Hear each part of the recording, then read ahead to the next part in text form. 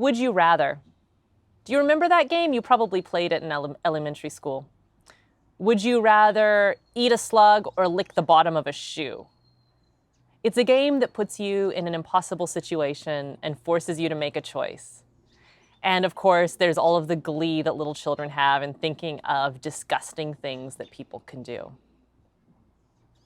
The Handmaid's Tale presents us with a sort of would you rather scenario for the women who find themselves in Gilead.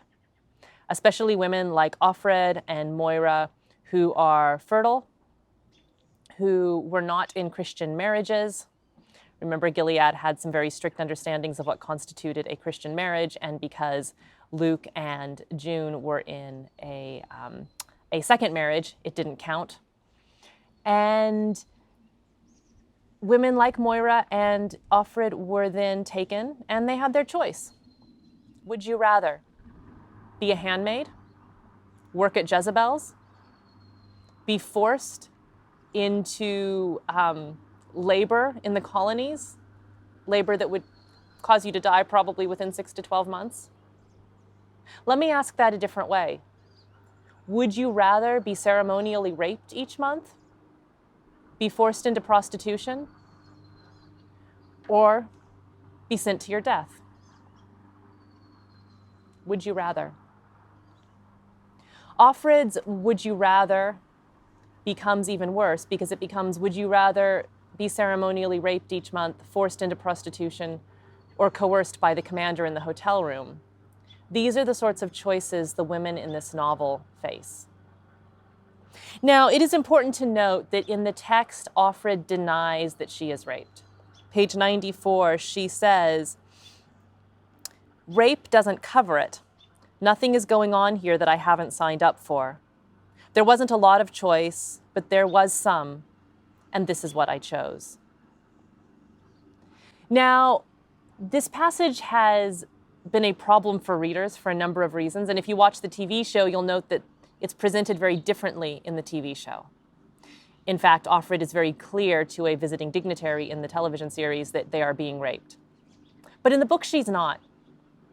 And many critics have actually applauded this passage because what it gets at is the sense of choice that women sometimes think that they have in situations and the ways in which women will make themselves complicit in things that they are actually not complicit in as a sort of survival mechanism.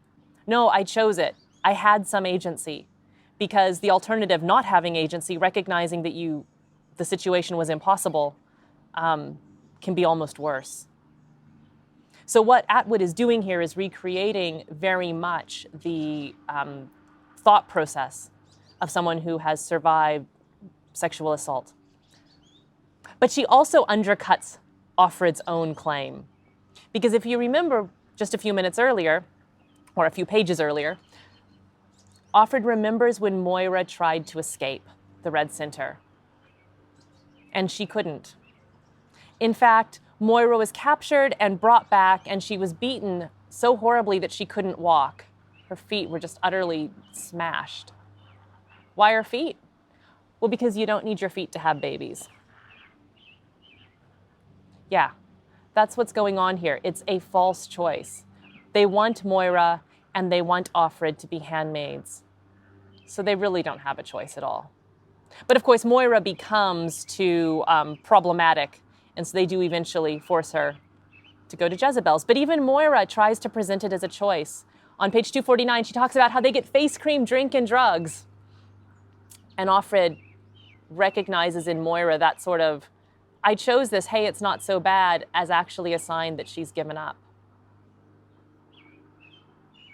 It's interesting to think about these false choices and the ways in which these characters try to cope with them, try to own their choices, or try to make them seem maybe not so bad.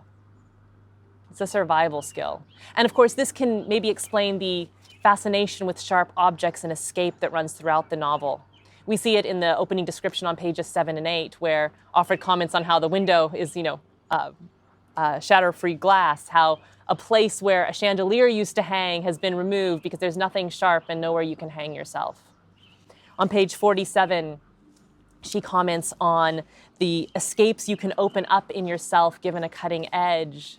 She notices Serena Joy's tulip shears and thinks about what she could do with such shears. And she comments at one point that this is why she's not allowed a knife. It's as if the arguments around choice in this novel, the insistence upon choice that both Moira and Offred seem to make, are undercut by this constant need to escape and the sense that escape is out of reach. And then there's the hotel room, where Offred finds herself being forced into a relationship that is in some ways maybe even worse than the ceremony, where the commander coerces her and brings about her agreement.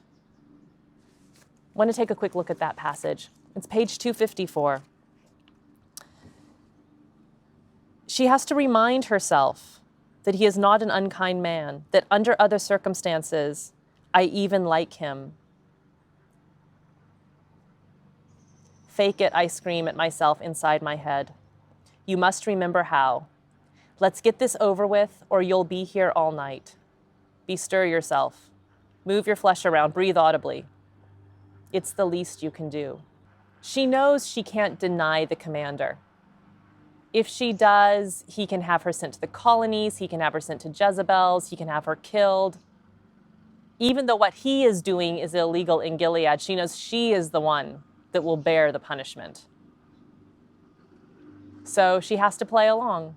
She has to go along with it and pretend she's having a good time. And there's something devastating in that seems even worse than the ceremony, because at least in the ceremony, it's transactional and nobody wants to be there and everyone knows what's going on. But in this moment, he demands not only her body, but her mind and her soul and her emotions. This is a horrible choice, and perhaps this is why shortly thereafter, she comes to realize the true power that the regime has. She says, I want to keep on living in any form. I resign my body freely to the uses of others. They can do what they like with me. I am abject. I feel for the first time their true power. Fine. Have my heart, have my mind, have my emotions too. Anything to survive.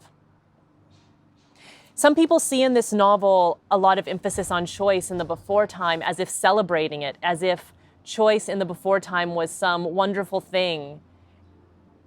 And of course, if you're reading carefully, you'll see that's not the case, that the choices women had in the before time were choices to not go to the laundromat at night, to not go jogging alone, to always carry their keys in a certain way just in case. So the choices that are presented in this novel in the before time and in Gilead really are always the choices between a lot of different awful options. Would you rather?